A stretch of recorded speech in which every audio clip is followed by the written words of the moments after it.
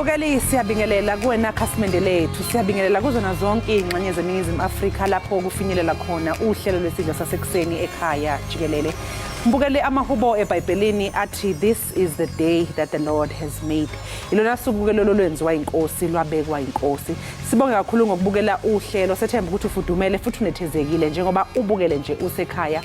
Mbukeli ke lesi isiqephu sanamhlanje esikwethulela sona ngesokugcina. Sisazoke sithi nje ke ukunyamalala. Siyazi ukuthi uzosala unezungu ngoba phela thina nawe bese sifana nabantu bandawonye. Sizonikhumbula kakhulu babukeli futhi siyanithanda. Igama lami nguNoxolo Mamtshalo kaMwali, ihlanga lemhlophe qwa. Intokazi yale ondini kaSeshamthetho sesifundazwe isidala. Makholi, this is the day that the Lord has made. Siyabulela. You know, sometimes xa kwenzeka into kufuneka ube nombulelo ukuba kude kwalapha umdala uqamatha ehamba nathi. Akekho amalungu omndeni onke asaphelele. Sibulela lonto. Bukeli masibulise kuwe ngalentsasa umhla wethoba kweyomdumba. Namhlanje ke njengoko seletshila ugqa wami siyayiqwela le inyanga. Kwaye ke nanjengoko besikhe saniluma indlebe ngaphambili olumbukeli lusuku lokugqibela lale nkqubo yakho uyithanda kunene ngoba ke siza ukuthi sithi ke nje Mama sisithele komabona kude benu de siphinde sibonane xa ithuba livume. Le nkqubo mbukeli ndingatsho ukuba ngumntwana wethu esiye samkhulelwa, sambeleka, wakhula, waqinqa. Simbambe ngesandla de wamdala wangaka. Kwaye ke ekwenzeni oko mbukeli besingamkhuseli thina, besimkhulisela uluntu ngokubanzi. Ngoba kwantu siyaqonda into yokubana umntwana ngowelali. Nalo wethu ke umntwana ngulo umntwana othumekayo, onendlebe ezibukhali nozaziyo ukuba ngumntwana omgquba. Ngoko ke kumele angayilibali imvelaphi yakhe, abe lulutho ebantwini bakhe. Kaloku ke mbukeli ndithi ukubuya kwethu sawuqhubeka apho besiyeke khona, sibe nako ukubona imisebenzi yezandla zethu nako konke wena Mamtshali. Ndimlo ke unonkanyezi seyinkanyeze nomsantsa phakathi kwezinye. Ndingumadla ngothi maziphuma mshukumo umazondwa ke izinto zakho nqinqela imixhaka ngazuyifakwa camagushe kwisihlwele zonke ezingqingileyo. Bukeli masijonge namhlanje eziphala phambili.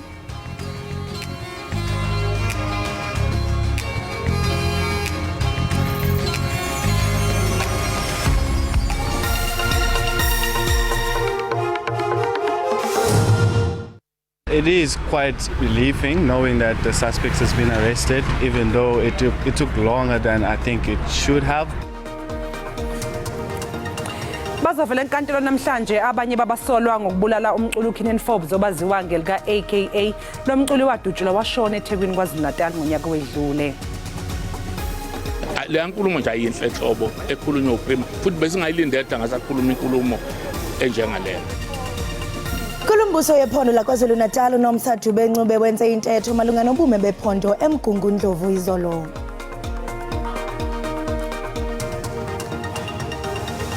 Inhlangano engamele ibhola lomnqakiswano kulelizwe iNetball South Africa isiqoke uJennifer Ndake njengomqeqeshi weqembu lesizwe.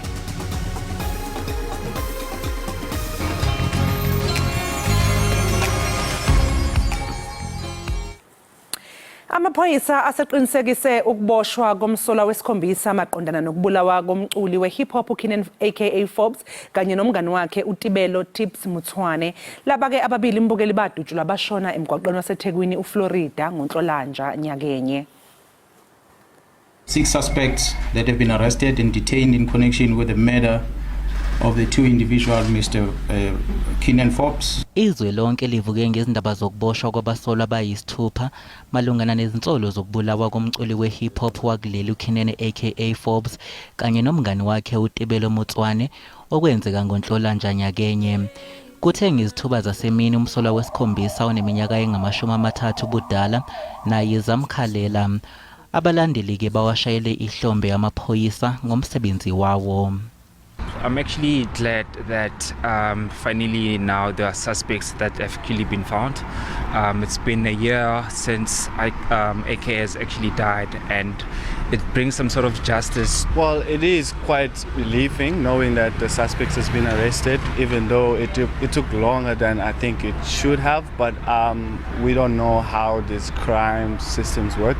Phakathi kwabakhalelwe ngamasongo kaSigonyela kukhona nezelamane ezimbili ebezibhace eSwatini kanti ziyaqhubeka izinhlelo zokubuyiswa kwazo. The suspects that were arrested here were as a result of South African police indicating to their counterparty to Eswatini that they have suspects that they believe are hiding in the country. And our Eswatini police then took to their heels to investigate. And in the process of the investigation, yes, these two suspects were arrested and are expected to appear in court on Monday. Abasolwa abahlanu kulindeleke ukuba babingelele inkantolo yemantshi yaseThekwini kusasa. Inkulumbuso yephondo laKwaZulu-Natal uNomsa Dube uthi qoqosho leliphondo libonakalisa impawu zokubuyela kwimeko yesiqhelo ebesenza intetho yakhe kweliphondo ePietermaritzburg izolo. Amaqembu ezombusazwe kanye nezicukuthwane bebehlanganyele lapha ukuzokwethamela inkulumo kaNdunankulu esifundazwe. Inkulumo kaDube Ncube ibigxile kakhulu ekutheni ikuphi uhulumeni we-ANC akwenzile esifundazweni kusukela ngo-2004. Ubelelesi ukwentuleka kwamathuba omsebenzi kanye nenkohlakalo yezinye zezihloko ebeziphakathi kule nkulumo. uDube Ncube uthi ke uhulumeni usehambe ibanga elide ukulwisana nesifo igciwane lesandulo langculazi kanye nokwesekwa kosomabhizinisi abancane abasathuthuka. Kuningi esekwenzakalile futhi kuningi esafanele kwenziwe abantu bakithi. Amaqembu ezombusazwe aphikisayo ayigxekile ke inkulumo kaNdunankulu. Le nkulumo nje ayinhle enhlobo ekhulunywa uPrima futhi besingayilindele ngasakhuluma inkulumo enjengaleyo. Fike lana ukulalela u2.5 hours yomkhankaso nje wenhlangano yakho. So bekufanele abe nesibindi asitshele izinto ukuthi zizolunga kanjani kodwa egcineni size lana ukulalela umkhankaso wenhlangano yakhe. It was pure grandstanding, it was pure electioneering. She was campaigning for the ANC. I-ANC esifundazweni iyamkele ke lenkulumo kaNdunankulu. Kusenjalo uDube Ncube uthi kuningi osekwenziwa amaphoyisa ukulwisana nobelelesi emngceleni osemangozi enyakatho yesifundazwe. Balinganiselwa ke ngaphezulu kwe103 abantu asebeboshiwe kulamacala. Kanti asengu42 ke amacala aphenywa amaphoyisa. NginguSimpiwe Makhanya wezindaba zeSABC ngisemgongondlovu. Amaqembu amancane ashaya amakhala ngenkulumo yethulwe uNdunankulu uNomsa Dube Ncube nokube kuyinkulumo emayelana nesimo sesifundazwe. Inkulumo eyenziwe uNdunankulu waKwaZulu-Natal esishamthetho evula iParliament thina njengeqembu lenakho sibona njengechilo neshwa nje ukuthi kuzube namuhla uNdunankulu usaqhubeka khona lapho abagcine khona nabanye ukuletha izithembiso ezingenazi isisekelo nezingenzeki. Awukwazi ukuthi uma uzo address ama issues ahlupha abantu bakwaZulu-Natal ungasho lutho ngamasu acacile okulwa nenkohlakalo ekhongathwe isifundazwe. Awukwazi ukungasho lutho ngamasu okwakha nokufula umnotho esifundazweni saKwaZulu-Natal. Awukwazi ukungasho lutho ngesihlava sokubulawa kwamakhosi nabaholi bomdabu kungenzeki lutho. Awukwazi ukungakhulumeli lutho nge-unemployment rate ngoba abantu abasha bengasebenzi nje ipercentage labantu abangasebenzi esifundazweni saKwaZulu-Natal lingaphezulu kwa30%. Bekubalekile ukuthi uNdunankulu ingqinamba enjengalezo ezahlukahlukene nobugebengu obudlangile izinto enjengalezo ayikhulumise esifundazweni. Iqembu iUDM imisele ngokwenza kangcono okhethweni likazwelonke kanye nolweyifundazwe kulonyaka lizokwethula ke umqulu wezethembiso zokhetho eGalaga Convention Center eMidrand kulempela sonto esiya kuyo kanti ke leli qembu linethemba lokuthi lizothola ukwesekwa abantu bakuleli. iUDM yasungulwa ngo-1997 ilowo yilungu lesigungu esiphezulu se-ANC noyengumholi waseTranskei uJanene Bantu Misa kanye nalowo wayengumholi weNational Party uRalph Mayam. Leli qembu ke linethemba elikhulu kulolu khetho oluzayo. The climate is conducive for us to grow the party given the frustrations which are in the open from the public point of view.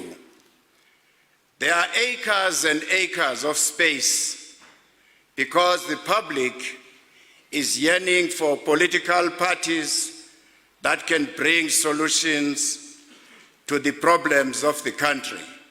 Kusukela lasungulwa leli qembu kubonakala kwehla kwesekwa kwalo. It is an open secret that the party has been in decline since it has been established. So we must make sure that we regain the lost ground. Njengoba ukhetho lusemome, iqembu lamukele amalungu amasha eqaleni kwalenyanga. Ulumisa ke uthi lokhu kusho ukuthi leli qembu lenza kahle kakhulu. The United Democratic Movement is happy to announce that several prominent South Africans have joined our ranks, ready to tackle the forthcoming national and provincial elections. Leli qembu lizokwethula umqulu wezethembiso zokhetho ngomgqibelo. Linethemba ke lokuthi umlayezo uzofinyela kubantu bese liyakwazi ukwandisa izihlalo eParliament. Umongameli uCyril Ramaphosa wonyule usekela judge uMandisa Maya kwisikhundla sobunhloko bejudge kwelilizwe. Ukuba ke uMaya uqhubela ngokuchonga kwesisikhundla iyakuba kokuqala kuba uMzantsi Afrika bene judge inhloko ebhinqileyo ukusukela eko eli laba kwinkululeko. I'm not here simply because I'm a woman. I'm a judge, a worthy judge, I think, and I've proven myself over 22 years. And the fact that very important that I'm a woman, of course, but it's just one of the. I'm not good because I'm a woman. I'm just a good woman judge. Ngemuva kweminyaka engamashumi amathathu elakuleli lazuza intando yabantu, iphini lenhloko yamajaji uMandisa Maya usephakanyiswe kwesokuba yijaji elikhulu kunawo wonke kuleli. uMaya usebhekane nezingqinamba eziningi emsebenzini wakhe. So just being taken seriously was my main challenge, fighting invisibility, making my voice be heard, be acknowledged as an equal partner, an equal colleague by those I work with. Eminyakeni emibili edlule uMaya waphakanyiswa iJSC ukuba abe inhloko yamajaji. After much deliberation, the JSC has come to the decision to recommend that the President appoints Justice Mandisa Maya, the President of the Supreme Court of Appeal, to be the next Chief Justice of South Africa. Inhlangano ezimele iJudges Matter ithi sesifikile isikhathi sokuthi kuqokwe inhloko yamajaji yesifazane kuleli. Umengameli usecele amaqembu kuba afake izethulo mayelana nesiphakamiso sakhe sokuqoka uMaya. Inkulungwane zezisebenzi ezingaphansi kwenyunyana iSouth African Municipal Workers Union kumasipala weTheku zidube umsebenzi zifuna ukhola imali efanayo nezisebenzi zeminye imikhandlu dolobha. Ukusebenza kwaleli dolobha bekumenzeke mbukeli izolo njengoba phela lezi zisebenzi beyivale imigwaqo. Uvalwe imigwaqo emikhulu enkabeni yamadolobha aseThekwini naseVerelem. Inkulungwane zezisebenzi zaseThekwini zophiko oluqoqa udoti uphiko lezamanzi kanjalo nelukagesi zifuna ukuthi imiholo yazo ifane nezinye izisebenzi zakwabanye omasipala abayimkhandlu dolobha. Amaphoyisa omkhandlu eTheku asebenze kanzima ezama ukuqapha isimo emgwaqweni kanye nokukhuculula imfucuza. Izisebenzi enganelisekile beyiqhinqe ngaphandle kwase-City Hall zifuna iziphathimandla zilalele ikhalo zazo. Umkhandlu waseThekwini ubukeka unokuxhaphaza noma nokululaza amaholo abasebenzi abasebenza eThekwini.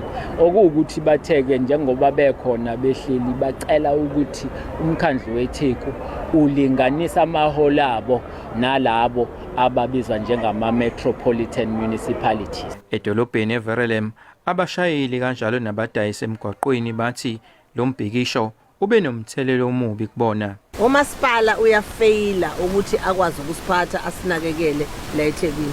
Yasilimaza thina ebhizinisini ukuba namamashi. Afana nala othola ukuzovala umgwaqo ngoba umgwaqo uyimain thing. Estatimendeni umasipala weTheku uthi izisebenzi zibambe umbhikisho ongagunyaziwe kanti lokho kuzoholela ekutheni kusetshenziswe umgomo ukuthi abantu mabengasebenzanga ngeke bahole. Eyindabeni za SABC nginguvusi Khumalo eSekwini.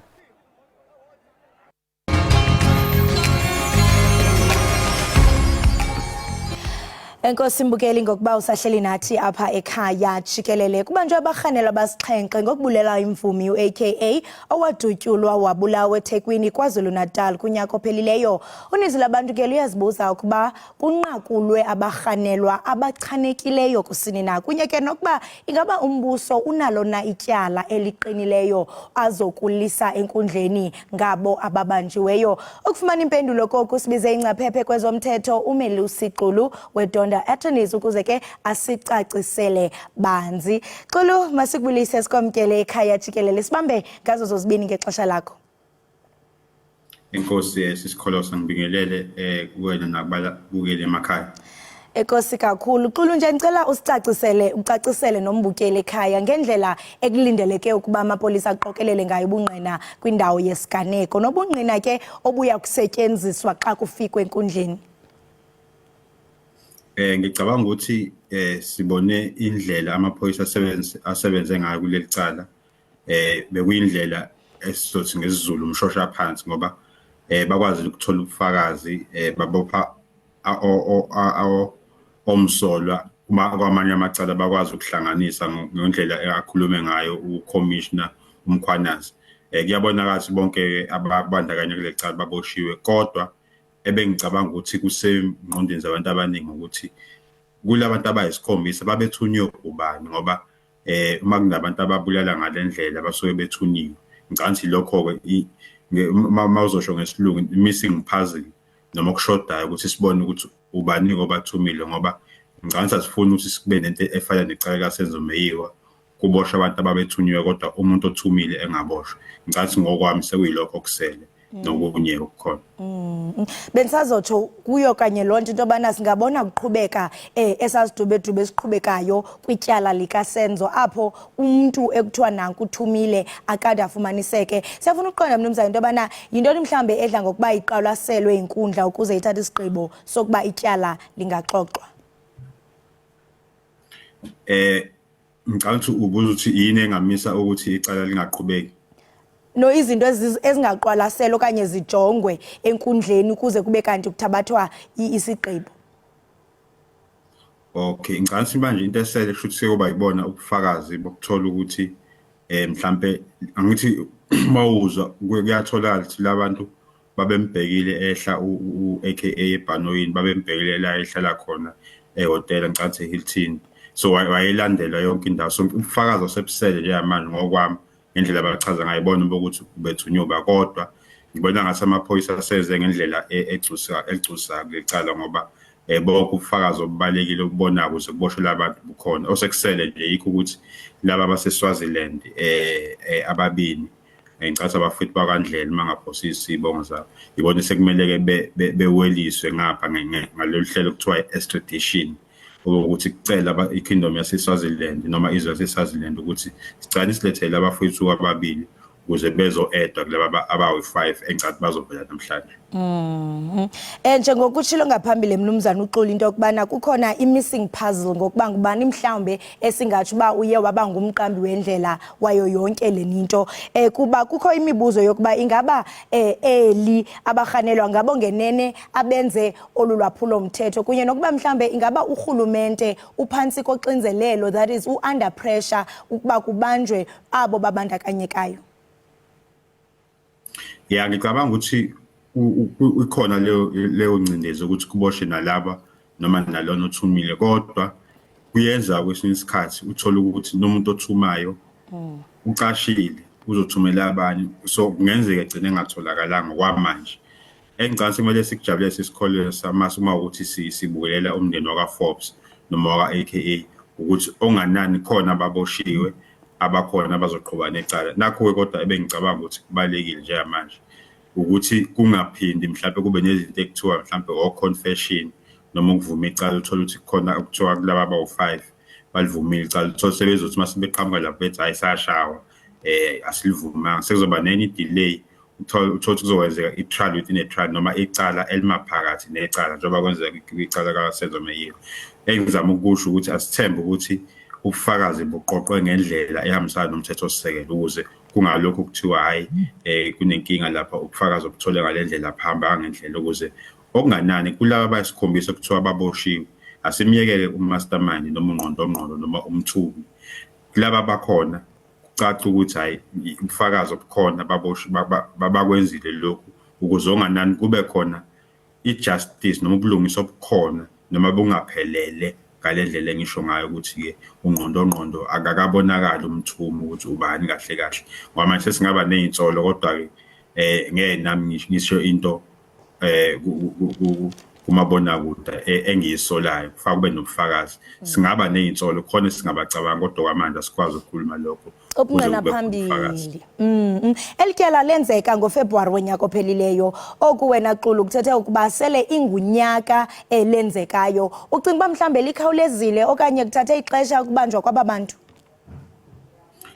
kuthatha isikhathi kodwa uma uzoqhathanisa ngiyazi lokho ngiqhathanisa but kwesinye isikhathi yasisi uma uzoqhathanisa necala likaMeyiwa for example icala likaMeyiwa kwathatha iminyaka u6 ukuthi kube khona abavela ababoshwayo impela ekuthiwa hayi ibona abasolo kulokhu kuthatha unyaka kodwa futhi uma usuthatha ukubheka umuntu oqala uboshwe ngo-April 2023 owesibili waboshwa ngoJune 2023 noma bebeboshela amacala amanye uphenyo beliqhubeka njengoba ngisho ukuthi ithimba lamaphoyisa belishaya umshosha phansi ukuze kugcine kungavungi inyamazana bese yabaleka okuchaza ukuthi umsebenzi ubuwenziwa kodwa ukuthi okuningi bebenza sure beqikelela ukuthi ufakazi bothola ngendlela eright kuthatha isikhashana yebo unyaka kodwa ngicathi kungcono sisikholosa ukuthi kuthatha isikhashana kwenziwe ngokuqikelela ukuthi ufakazi obukhona bungendlela eright kunokuthi kujahwe uthola isikhozi days so short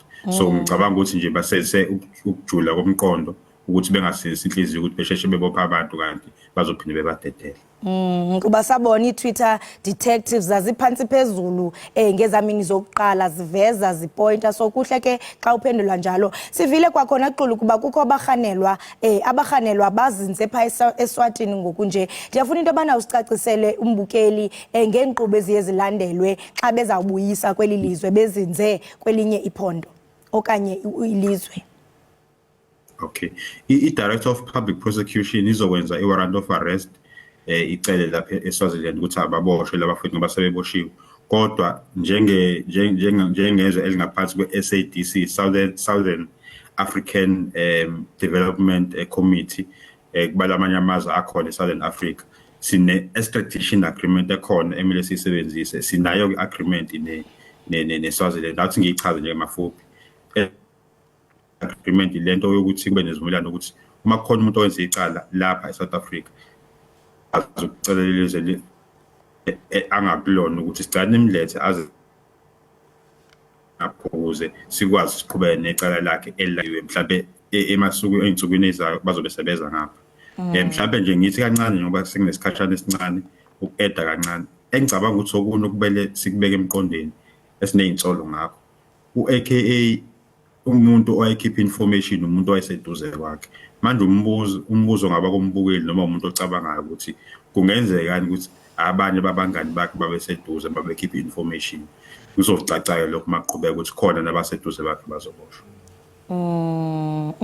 Mnumzane uMelusi masibambe ngasibini ngexesha lakho siyathemba into yokubana uzoba nosuku olumnandi sibulela kakhulu ngokusihlalutyela ngokuqhubekayo kwelityala. Ndiyabulela inkosi. Lowo besetha naye imbukeli ibinguMelusi Xulu weDonda Attorneys besincokola naye malunga nokubanjwa kwabahanelwa kwityala lika-AKA abahanelwa ke baza kufela enkundleni namhlanje masiqhwi sibhatala amatyala qiniseka mbukeli into yokubana awukunqi.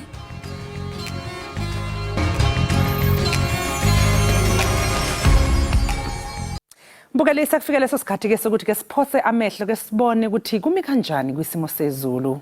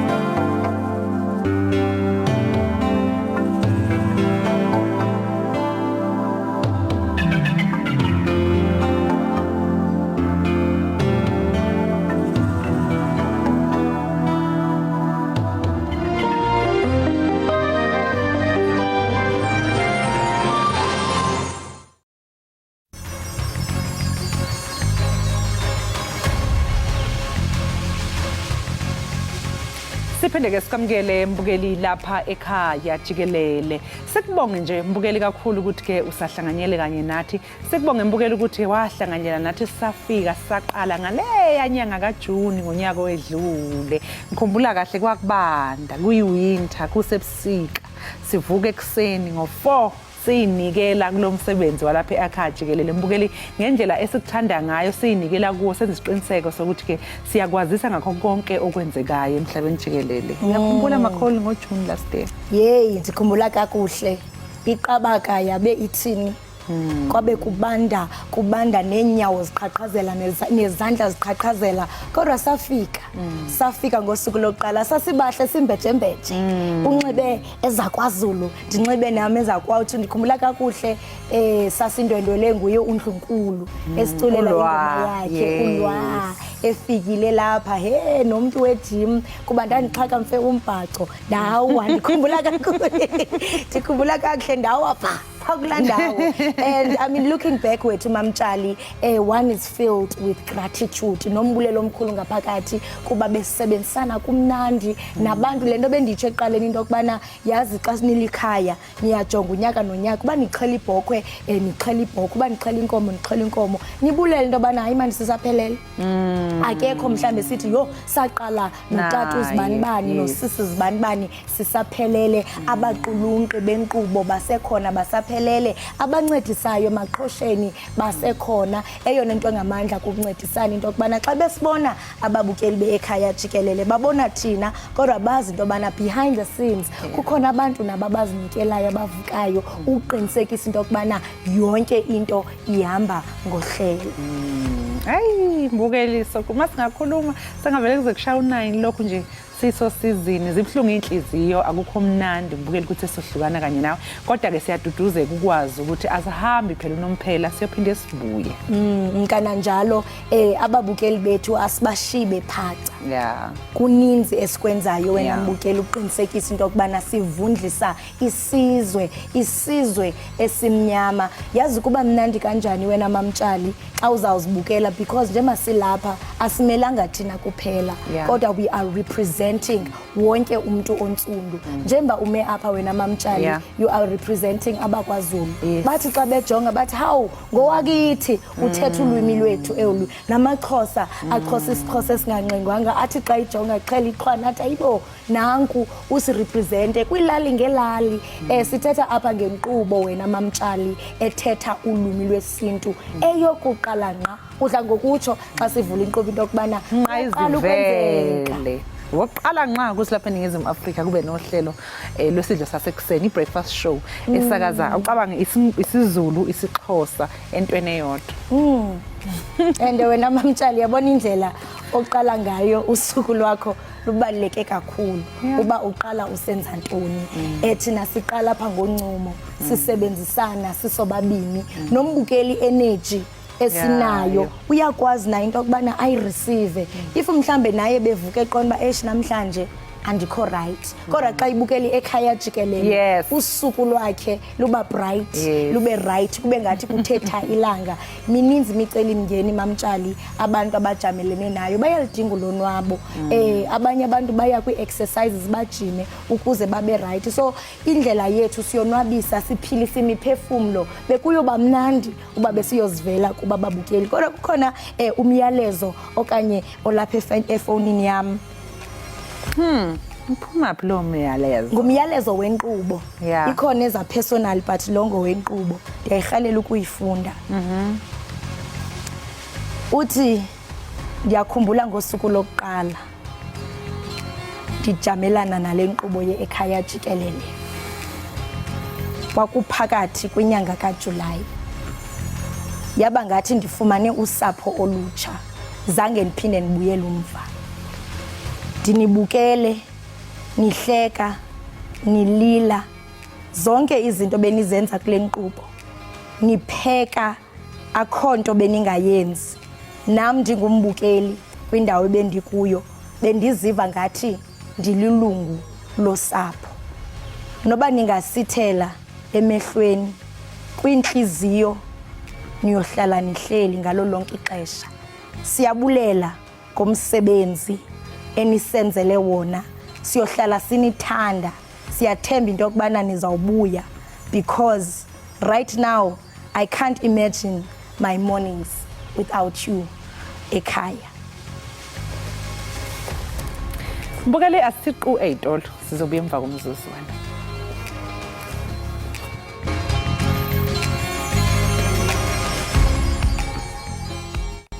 Siphinde-ke sikwamukele mbukeli lapha ekhaya Jikelele, sibonge kakhulu-ke ukuthi usahlanganyele kanye nathi.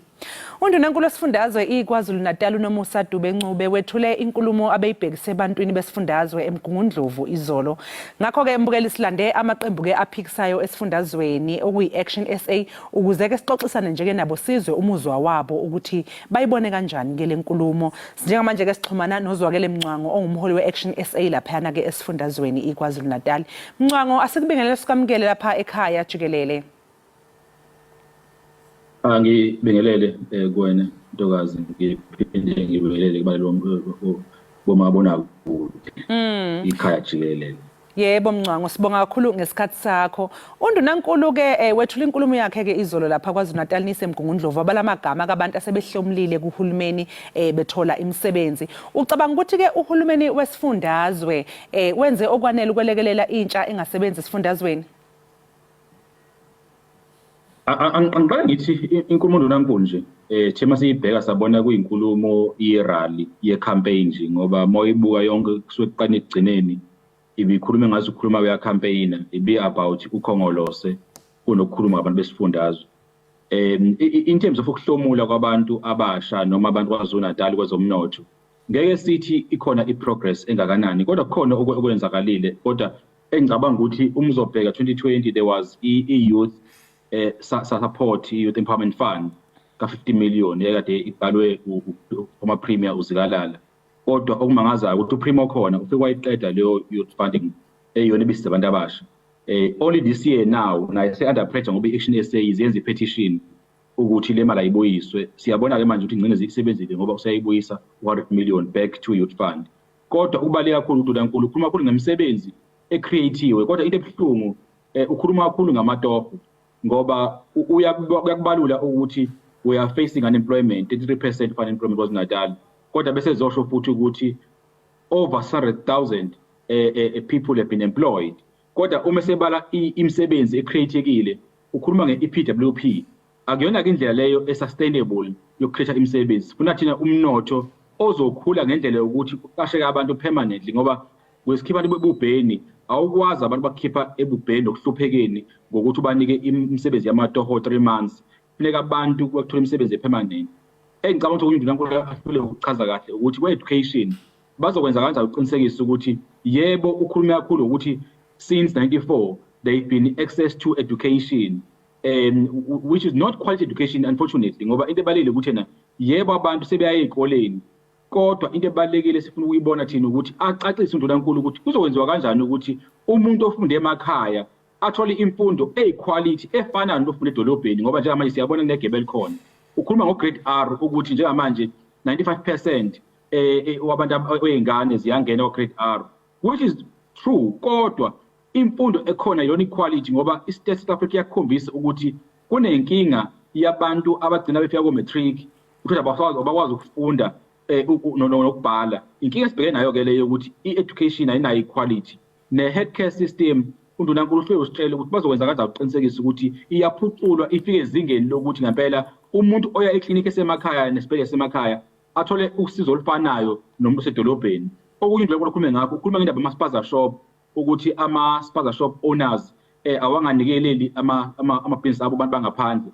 Kodwa manje akasho ukuthi abantu abakanjani laba. Inkinga ekhona ukuthi iqiniso ukuthi ubesaba ukukhuluma into ethi u-ANC uhlulekile njengo-government ukuqinisekisa uvikela amaborder ethu. Njengamanje sinenkinga yabantu abakufika ku-take over i-economy kubantu bakithi ngoma-spaza shops. Siyakunqoma ukuthi-ke kube ne-support ezokwenziwa kubantu bakithi who are running ama-spaza shop, kodwa sithi uhulumeni kumele uqinisekise ukuthi akungeni noma ubani ezweni lethu, futhi abantu abangena ngaphansi ezweni lethu abenzi noma umachanqa nje ezweni lethu, ngoba njengamanje siyabona ukuthi ibona udominate ama-spaza shops, kodwa uhulumeni obayekelelile bebesezweni lethu. Ingakho i-Action SA ingenamahloni ukuthi ama-illegal immigrants ngeke sikwazi ukwavumela thina ezweni lethu masingene emandleni njenge-Action SA. Engicabanga ukuthi uNdunankulu-ke njengokhongolesi bayasaba ukukhuluma into enjengalezo. Uphinde wakhuluma nge-border crime uNdunankulu.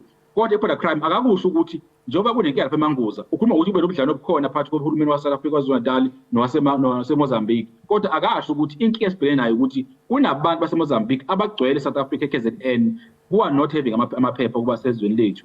Okumele uhulumeni aqinisekise KwaZulu-Natal ukuthi uyahlangana namaphoyisa no-Home Affairs ne-border management ukuqinisekisa ukuthi siyalungisa isimo salapha yana kwi-border. Uphinde uNdunankulu wakhuluma ngendaba kakhulu ye-corruption eyenzeka kuhulumeni. uNdunankulu uhlulekile ukusitshela ukuthi njoba ebalile ukuthi kunabasebenzi abachajiwe ngokwe-corruption nokungenzi kahle, kodwa akasitsheli ukuthi bangaki who have been prosecuted successfully. Ubale nje ama-officials are-suspended. Manje ubuhlungela amabuka uthina 113 officials are suspended.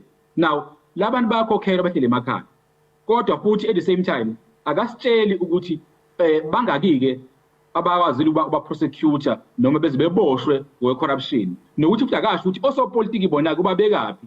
Ukhuluma nge-lifestyle audit yama-officials. As Action SA siyakholwa ukuthi uNdunankulu bekumele akhulume ngokuthi kuzokwenziwa kanjani nge-lifestyle audit yama-politicians, ngoba siyazi ukuthi ama-politicians nawo ayingxenye enkulu ye-corruption esiyibona eSouth Africa kakhulu in the main. So ngamanye amazwi-ke asikwazi ukuthi ne-corruption sibayeke osopolitiki ngaphandle. Okunye uNdunankulu ake ukukhuluma ngakho ukuthi ekhuluma ngokubulawa kwey'nduna namakhosi namasopolitiki. Yebo siyakumukela ukuthi kunohlelo lokuthi kusizakale amakhosi ngowe-safety, kodwa into ayehlule ukuyichaza uNdunankulu ukuthi kune-report ye-Morane Commission report ese-ofisini lakhe. Akasitshelanga ukuthi i-ofisini lakhe njengoNdunankulu lizokwenza kanjani ukuqinisekisa ukuthi ama-recommendation e-Morane Commission aya-implement ukuqinisekisa ukulwa nokubulawa kosopolitiki KwaZulu-Natal. Engicabanga ukuthi ugeje kakhulu uNdunankulu ey'meni ey'ningi ukuthi akasichazelanga ukuthi uzokwenza kanjani ukuthi abantu bakithi baphephephe kakhulu kosopolitiki. Ncango ngizwile nje impela amaqembu abaningi-ke aphikisayo esho khona ukuthi-ke le nkulumo kaNdunankulu bekuwukhankasa nje. Mhlawumbe nje ubungasethi nje kancane ikuphi lokho abekusho mhlawumbe obekutshengisa ukuthi umkhankaso nje ukhankasela iqembu lakhe? Uyabona nje uma ekhuluma uNdunankulu meqanje ekhuluma inkulumo yakhe yonke ibikhuluma ngokuthi uhulumeni kaKhongolose, futhi ubona ukuthi uqhathanisa uhulumeni kaKhongolose ezenze reference yokuthi kuphethe inkatha kwakunjani, sokuphethe i-ANC sokunjani. Engicabanga ukuthi-ke njengamanje thina KwaZulu-Natal asiyimisele ukuzwa lokho. Uzokhumbula ukuthi uma ukhuluma nge-state of the province usukhuluma ngohlelo kahulumeni oluzosho ukuthi uma sekwenziwa i-budget yesifundazwe ayikwazi ukuthi ixhumane nenkulumo kaNdunankulu ukuthi uNdunankulu wenza iy'thembiso zalowo nyaka lowo. uNdunankulu akenzanga iy'thembiso, ukhulume kakhulu ngokuthi u-ANC yini osoyenzile. Isibonelo nje ubekhuluma njengoba ngisho ukhulume nge-access to education, esho ukuthi sokuphethe i-ANC yini eyenzakalile ukwenza uqinisekisa ukuthi abantu bathola imfundo. Kodwa esifuna ukuzwa thina ukuya phambili ukuthi yini ezokwenza uhulumeni ukuqinisekisa-ke manje ukuthi imfundo iyalingana. Uma ubheka ukuthi njengamanje kunesimo sokuthi KwaZulu-Natal kube ney'kole ey'valwayo i-Department of Education ezibizwa ukuthi non-viable schools. Uhulumeni waKwaZulu-Natal akasitshelanga uNdunankulu uzokwenza kanjani uqinisekisa ukuthi njengoba kuvalwe izikole ey'valwayo kuzokwenziwa kanjani iy'ngane ey'hamba ama-distances nge-scholar transport, ngoba kunenkinga ukuthi iy'ngane y'hamba o-10 kilometers 20 kilometers to the nearest school ngenxa yokuthi azikho awekho amabhasi aprovidiwe uhulumeni. Akithi-ke yilapho esibheka khona ukuthi uNdunankulu uma ekhuluma uyakhuluma ngezinto ey'khombisa ukuthi kusenegebe elikhona eliseleyo. uNdunankulu befuna ukuveza isithombe sokuthi uhulumeni usebenzile. Njengoba ngisho nje ukuthi uNdunankulu ukhulume ngokuthi uyakhula umnotho abantu bayasebenza. Now uyabona-ke lapho thina ipolitiki leyo ukukhankasa, ngoba uNdunankulu uma ezoba honest naye ngesingaye ubezokhuluma ukuthi sinenkinga enkulu yobantu abangaqasheki KwaZulu-Natal, abantu abangasebenzi, ngoba naye uya-acknowledge ukuthi i-unemployment rate KZN inyukile. Kodwa futhi at the same time uzama ukuveza isithombe sokuthi kuhamba kahle. Uma ubheka ukhuluma indaba yamanzi yokuthi they've got big projects azofakwa njengo-ANC, njengoba ukhuluma ngo-ANC, kodwa uma ubheka kuma-district akhuluma ngawo njengoku bayakhala ngamanzi. Bese uyayibuza ukuthi uNdunankulu uphila kiphi umhlaba yena? Sihamba la emgwaqweni waseKZN, uNdunankulu kune-initiative athi ku-ANC uyenzile yokufisa ama-potholes ngokwe-Department of Transport, which siya-appreciate. Kodwa la ubona khona usiyakhankasa uNdunankulu uzothi yena uhambe sokwisifundazwe asangahlala ne-potholes ukusho ukuthi uhulumeni uyasebenza. Now uyayibuza ukuthi uhamba umgwaqo yena uma engazayibona i-pothole KwaZulu-Natal. So it's an insult kubantu besifundazwe ukuthi uNdunankulu azothi yena akayiboni inkinga ekhona njengamanje uhulumeni kaKhongolose ususebenzile. Yikho esithi kodwa mina uqondayo noma esikubukayo ukuthi mhlawumbe uyakubona ukuthi sokuyi-3 months okugcina ese-ofisi akasibona ngesidingo sokuthi unpack into eyowenziwa uhulumeni omusha oyobe i-action esiyingxenye yawo. Sasiphatha nje ke Mncwango njengoba sesisalele isikhathi esingaphansi komzuzu mhlawumbe kukhona yini nje into specific ongayisho mhlawumbe ukuthi uNdunankulu ushiye ngaphandle kule nkulumo yakhe? Njengoba sengishilo nje ngicathi ushiya kakhulu usichazela kahle kahle ukuthi uNdunankulu njengomkhandlu wethu is a hub of our economy, is an engine ye-economy sector no 60% of GDP ye-province kamuke eThekwini.